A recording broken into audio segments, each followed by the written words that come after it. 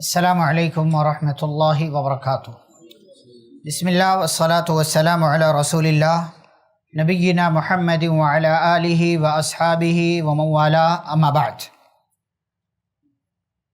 محترم حاضرین، رمضان قریب ہے، اس لیے آج کے اس درس میں رمضان سے متعلق بعض غلطیوں کا تذکرہ کرنا ہے جو ہمارے یہاں سماج میں مسلمانوں کے درمیان موجود ہیں۔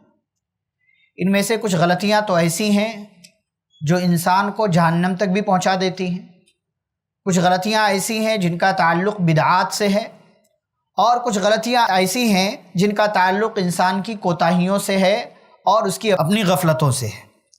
تو سب سے پہلی غلطی کہ ابھی دیکھیں رمضان جیسے جیسے تھوڑا اور قریب آئے گا، سوشل میڈیا پر ایک اسٹیٹس ٹائپ کا فوٹو کہہ لو، امیج کہہ لو آپ، یا اس کو آپ اسٹوری کہہ لو، جو بھی کہہ لو، ایک بات یہ گھومے گی نبی صلی اللہ علیہ وسلم کے حوالے سے کہ جو بھی سب سے پہلے رمضان کے آنے کی خوشخبری دے گا وہ جنت میں جائے گا۔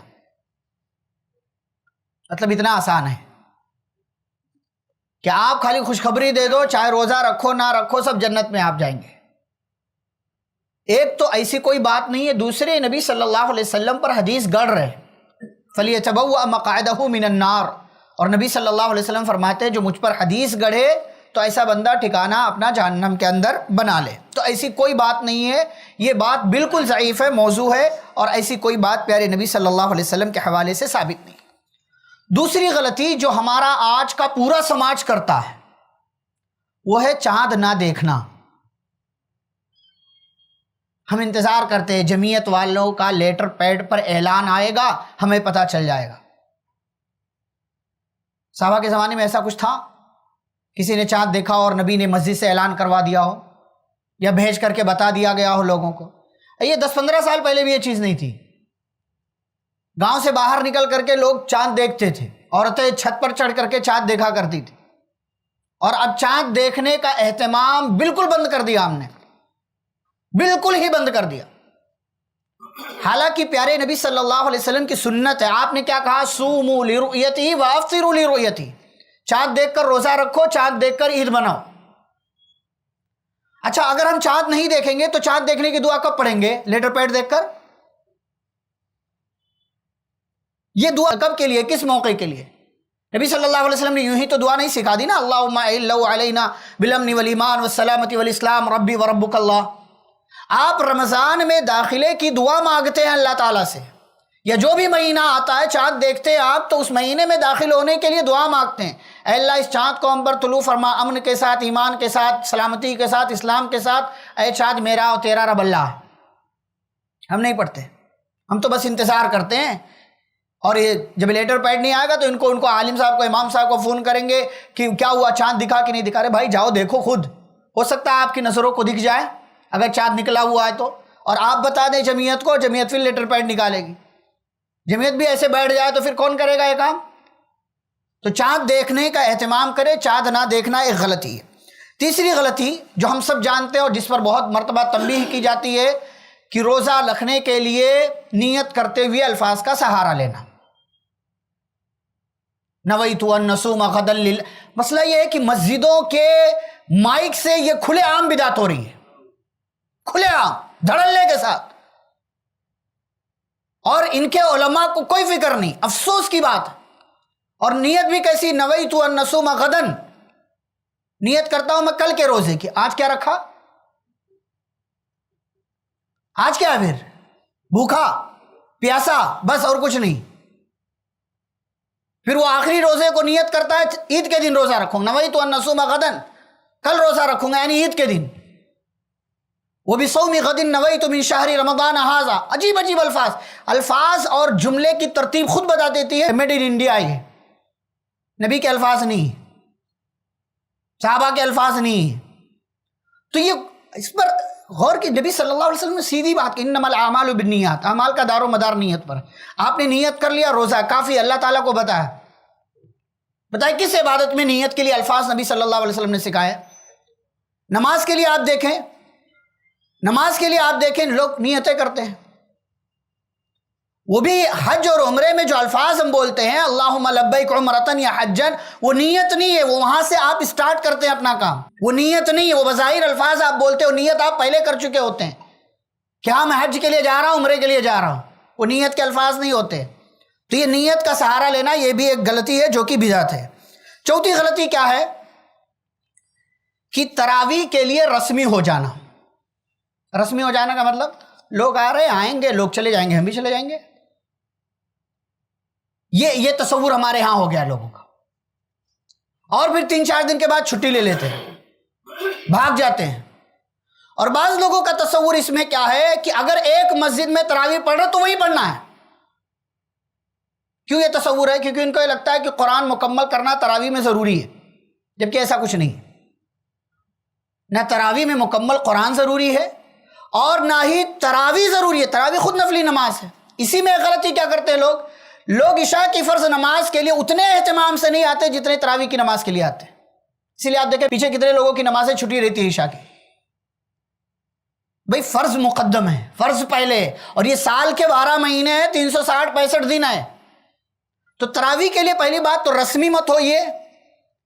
آپ پورے مہینے، نبی صلی اللہ علیہ وسلم نے کیا فرمایا؟ من قام رمضان، جو مکمل رمضان قیام کرے تو اس کو فائدہ ملے گا، اس کے پچھلے گناہ معاف کر دیے جائیں گے۔ یہ نہیں کہ چھوڑ پکڑ لوگ آ رہے ہیں، آؤ ایک رسم سمجھ کر کے ہم نبھا رہے ہیں کہ چلو بھائی رمضان شروع ہو گیا، حاضری لگائیں گے، ٹھیک ہے، اچھی بات ہے، نماز کے لیے آ رہے ہیں، بہت اچھی بات ہے، لیکن یہ رسم سمجھ کر کے لوگ نبھا رہے ہیں، لوگ آ رہے ہیں ہم بھی آ رہے ہیں، لوگ جا رہے ہیں ہم بھی جا رہے ہیں، تو رسم سمجھ کر کے اس کو نہیں نبھانا، عبادت سمجھ کر کے کام کیجئے، تراویح کی نماز ادا کیجئے۔ پانچویں غلطی، قرآن کی توہین کا معاملہ۔ دوسرا گستاخی کرے، برا لگتا ہے، غصہ آتا ہے، اچھا ہے، اچھی بات ہے، لگنا بھی چاہیے، غصہ آنا بھی چاہیے، یہ بھی آپ کے ایمان کی ایک علامت ہے، لیکن آپ گستاخی کریں، ہم گستاخی کریں تب، اور گستاخی بھی کیسی؟ 3 دن کی تراویح۔ 3 دن کی تراویح کون سی ہوتی بھائی؟ 10 دن کی تراویح، شبینہ ہو گیا، اب تو شبینہ ہو گیا، ماشاءاللہ، ایک رات میں مکمل۔ وہ کون سا قرآن ہے بھائی ایک رات میں پڑھا جا رہا ہے؟ 30 پارے، 20-20 منٹ مان لو، 10 گھنٹے خالی اس کے لیے چاہیے، قرآن کی تلاوت کے لیے۔ رکوع کب کرو گے، سجدہ کب کرو گے، رات کتنی لمبی ہوتی ہے، عشاء کے بعد سے لے کر کے فجر سے پہلے تک کتنا لمبا وقت ہے آپ کے پاس کہ پورا قرآن آپ پڑھ جائیں گے؟ پھر وہاں کیا کرتا ہے؟ یعلمون تعلمون، قرآن کی توہین۔ یہ قرآن کی توہین ہے، اس سے بڑی توہین ہو ہی نہیں سکتی قرآن کی۔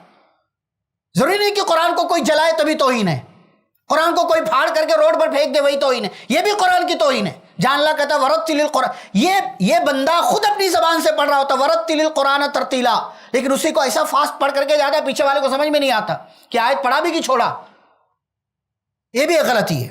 تو قرآن کی توہین والا معاملہ نہیں ہونا چاہیے۔ مکمل قرآن میں نے کہا ضروری بھی نہیں ہے، ایک آپ تراویح مکمل اطمینان اور پورے جو ہے خشوع خضوع کے ساتھ ادا کیجئے، چاہے 5 پارے پڑھے، 10 پارے پڑھے، 12 پارے پڑھے۔ اور اس میں ایک آخری غلطی یہ ہے کہ کچھ لوگ ہیں ماشاءاللہ روزے کی نیت ہے، اچھی بات، الحمدللہ، سحری کھاتے ہیں وہیں سو جاتے ہیں، اٹھتے کب ہیں؟ 3 بجے، پھر فجر، ظہر اور پھر عصر تینوں ایک ساتھ پڑھتے ہیں، سمجھتے ہیں ماشاءاللہ ہم پکی نمازی۔ کتنی بڑی غلطی ہے، ایک طرف روزہ رکھ رہے ہو، اسلام کا ایک رکن آپ عمل کر رہے ہو، دوسری طرف ایک دوسرے رکن کی توہین کر رہے ہو، وہیں سحری کھایا وہیں پڑ گیا۔ اور کچھ لوگ افطاری میں اتنی افطاری کھانے کے لیے بیٹھ جاتے ہیں کہ یہاں مغرب کی نماز غائب ہو جائے، پھر کہتے ہیں امام صاحب نے بڑی ہلکی نماز پڑھا دی، آپ کا انتظار کریں گے؟ تو نمازوں کے معاملے آپ رمضان کا روزہ رکھیں، فرض ہے، اسلام کا رکن ہے، لیکن اس رکن کو قائم کرتے ہوئے آپ اسلام کے دوسرے رکن کو جو توحید کے بعد سب سے بڑا رکن ہے اس کی توہین نہ کیجیے، اس کے سلسلے میں غلطی اور سستی مت کیجیے۔ یہ بہت اہم چیز ہے، اس کو ہمیں سمجھنا چاہیے، اور اسے اپنے گھروں میں ٹھیک آپ سوئیے، آرام کیجیے، نیند بھی ضروری ہے، لیکن یہ بات بالکل درست نہیں کہ آپ پوری رات جاگیں، سحری کھائیں، سحری کھاتے ساتھ ہی آپ سو جائیں، یا تو گھر میں ہی پڑھ کر کے سو جائیں آپ۔ پھر اس کے بعد اچھا اس میں کچھ لوگ کیا غلطی کرتے ہیں، ان کو نہانے کی ضرورت ہے تو نہائیں گے نہیں، نماز کو بھی نہیں آئیں گے، کب نہائیں گے؟ جب سو کر کے اٹھیں گے تب۔ کیسا روزہ ہے آپ کا؟ ناپاکی کی حالت میں ہیں آپ، بیوی سے ملاقات کی آپ نے، آپ نہا کب رہے ہیں؟ 11 بجے 12 بجے آفس جانا ہے آپ کو، ڈیوٹی پر جانا ہے، پھر اٹھ کر کے آپ نہا رہے ہیں، پھر بقیہ یہ جو 6 گھنٹے گزرے ان روزوں کا کیا ہے؟